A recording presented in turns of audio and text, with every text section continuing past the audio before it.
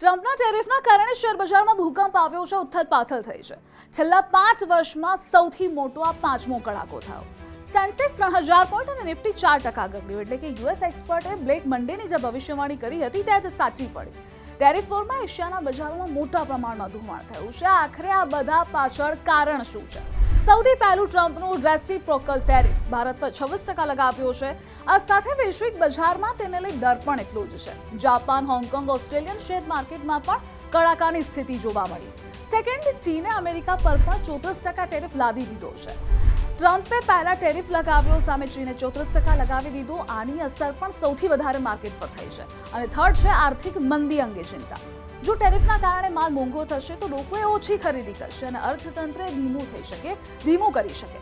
આ ઉપરાંત ઓછી માંગના કારણે ક્રૂડ ઓઇલના ભાવમાં પણ ઘટાડો થયો છે અને આ નબળી આર્થિક પ્રવૃત્તિનો સંકેત છે। રોકાણકારોનો વિશ્વાસ આનાથી ડગી ગયો છે।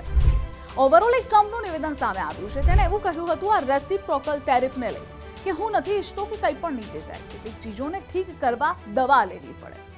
આવી જ અપડેટ્સ માટે આપ જોતા રહો ગુજરાત ફર્સ્ટ।